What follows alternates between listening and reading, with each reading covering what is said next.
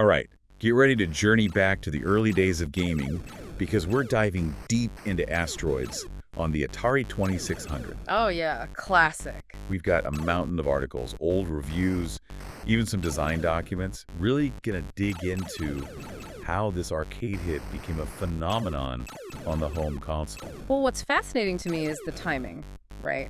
1981, the home console revolution was just starting. Right. And suddenly you could have that Asteroids experience, that arcade feeling right there in your living room. Blasting space rocks from your couch. Okay, so for anyone who hasn't had the visual delight of those blocky graphics, Yeah. here's a picture. What is Asteroids at its core? Imagine the most stripped-down space game possible. You're this little triangle ship, black and white screen, you've got thrust, you've got fire, and a joystick to wrangle it all. So it's pretty straightforward. It is, until those asteroids start coming at you, and every time you hit one, it breaks into smaller, faster pieces. So there's the challenge. Oh, it gets chaotic fast. Plus, you've got the UFOs zipping around, adding to the mayhem. Right, those sneaky UFOs. Yeah. And I remember hearing something about hyperspace being missing from this version. Yeah, that was a technical limitation. The Atari 2600 just didn't have the horsepower for that arcade-style hyperspace jump. Makes sense. They had to make some concessions somewhere. Yeah. It makes you wonder how they cram that whole arcade experience onto a tiny cartridge. Yeah. Especially when we talk about the graphics. Not exactly high definition, even for back then. Nope, we're talking raster graphics. Think of it like they're drawing with tiny dots to make the images, so everything's got that blocky, pixelated look.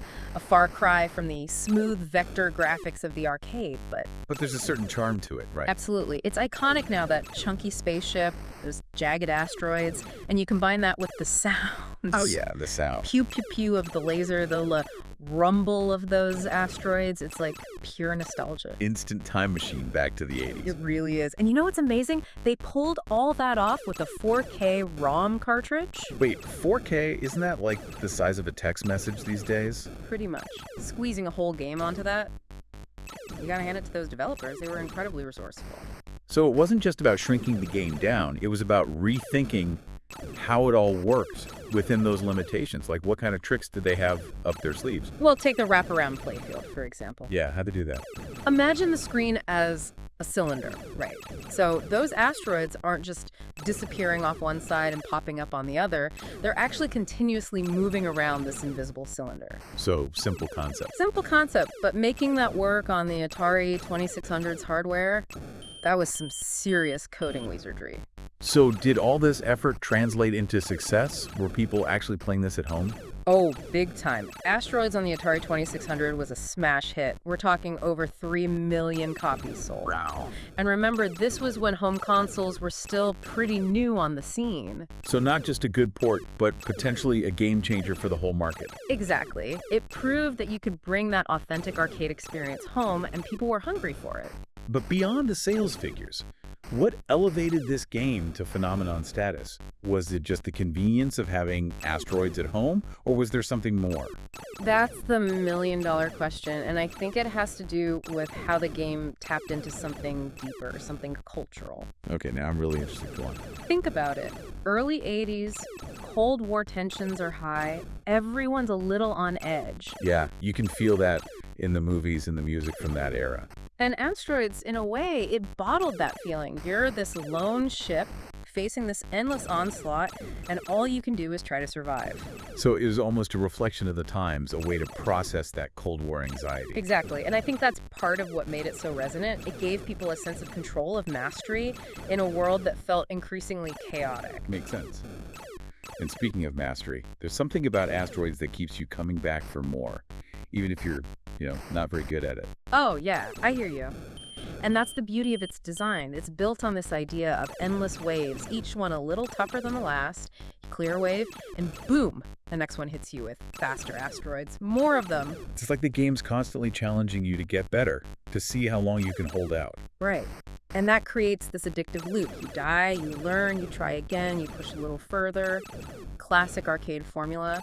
But Asteroids just nailed it. It wasn't just about difficulty either, right? There was strategy involved too, like using that wraparound to your advantage or deciding when to go after those high-scoring UFOs. Oh, for sure. Those UFOs, man, they were a stroke of genius. Unpredictable, they shoot at you, but take one down and you get a ton of points. Risk versus reward. Exactly.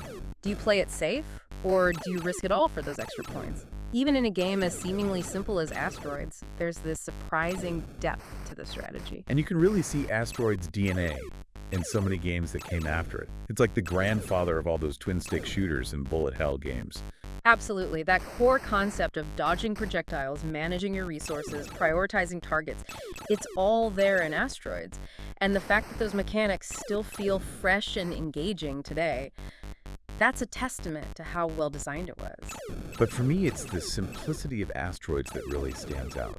It's almost minimalist, yet so effective at creating tension, excitement, that just one more try feeling. Couldn't agree more. It's a perfect example of how limitations can breed creativity. They had to work within the confines of the Atari 2600, and that forced them to focus on the core mechanics, make every element count. And they totally nailed it. They created a game that's not just fun, but culturally significant. It captured the anxieties of its time, pushed boundaries, helped launch a whole new era of home entertainment. Perfectly said. And it makes you think, what can modern game designers learn from a game like Asteroids? What lessons can we take from this simple yet brilliant game? That's a good question to ponder. I mean, obviously, there's a lot to be said for embracing simplicity, right? Focusing on those core mechanics, creating gameplay loops that are inherently rewarding. Yeah, and maybe it's also a reminder that sometimes the most impactful games aren't necessarily the ones with the biggest budgets or the most complex stories. It's about understanding what makes a game fun at its most fundamental level and then executing that perfectly. It's about creating an experience that resonates with players, something that keeps them coming back for more, even decades later. And Asteroids definitely did that. No doubt about it. Speaking of coming back for more, I think it's about time we wrapped up our deep dive into Asteroids on the Atari 2600. I agree. But before we go, let's leave our listeners with a little something to think about. Final thought to chew on. All right, here it is. Imagine you're a game developer today. What elements of Asteroids would you adapt or reinterpret for a modern audience? What could you learn from its design philosophy? Now that's an interesting challenge. And for our listeners who haven't had the chance to experience this classic firsthand, I highly recommend giving it a try. Yeah, even if you don't have an Atari 2600, there are tons of emulators online. Or check out some of the modern games inspired by Asteroids.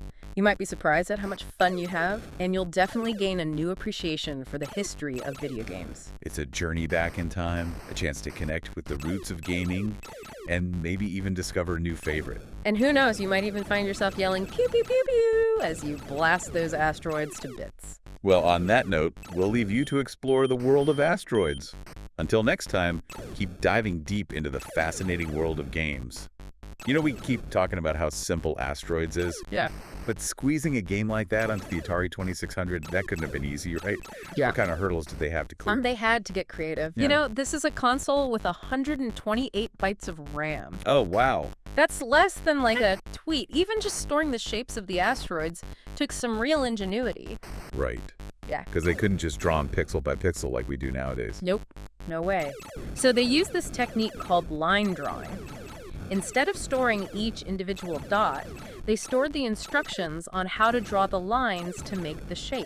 Ah, so that's why they have that kind of jagged look. Exactly. It wasn't just an aesthetic choice. It was born from necessity. Exactly. It makes you appreciate how clever those early programmers had to be. Oh, for sure. And it wasn't just the graphics either. Remember how we talked about that wraparound effect? Yeah. Making that work smoothly with the Atari's limited horsepower, that was another programming triumph. Yeah, you'd think it'd be simple enough. Right. Things going off one side and coming back on the other. You'd think so. But on the 2600, even that took some real trickery. So how they do it?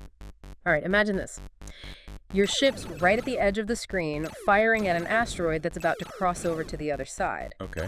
Now, you wouldn't want your laser beam to suddenly vanish, just because the asteroid is technically off-screen for a split second. No way. Talk about a frustrating game mechanic. Right, you'd feel totally cheated. So they had to create this system where things like lasers, asteroids, even the UFOs, were tracked even when they were just outside the visible area. Interesting. Like the game world is a little bit bigger than what you see on the screen. Like in those old cartoons when a character runs off screen, but you can still hear their footsteps. Exactly. So when that asteroid reappears on the other side, it's not actually reappearing. Right. It was always there in the game's memory, just hidden from you for a moment. Wow, that's way more complex than I ever would have guessed. And to think, Right. they crammed all of that into a tiny cartridge, programmed it decades before I was even born. It really makes you appreciate what a foundation games like Asteroids laid for everything that came after. Couldn't agree more. And think about those basic mechanics. Shoot, dodge, survive. Yeah. It's the DNA of so many games, even today. From bullet hell shooters to roguelikes, Asteroids stripped gaming down to its purest form. Yeah. And it's not just the mechanics, it's the feel. The tension of the screen filling up with smaller and smaller asteroids, the frantic joystick movements, the satisfaction of taking down a UFO. Oh, yeah. Even today, it's still so visceral, so engaging. It truly rewards skill and practice. The more you play, the better you get at reading those asteroid patterns, anticipating the UFOs, using the wraparound to your advantage. It's almost like meditation. That's a great point. It's not just about reflexes. It's about observation, planning, developing an intuition for how everything moves and interacts. No wonder people got hooked. And think about the impact Asteroids had. This wasn't just a game, it was a cultural phenomenon. It brought people together in arcades, it sparked conversations, it helped make the home console a legitimate form of entertainment. So as we wrap up this deep dive into Asteroids on the Atari 2600, what's the key takeaway for our listeners today? I'd say this.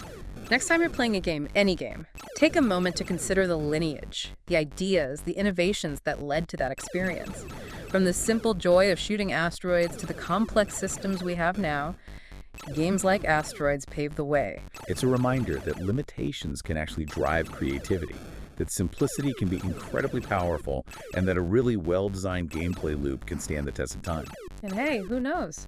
Maybe you'll be inspired to dig out that old Atari, fire up an emulator experience, a little piece of gaming history for yourself. You might even discover a new favorite. Until next time, keep playing, keep exploring, and keep diving deep into the worlds that fascinate you.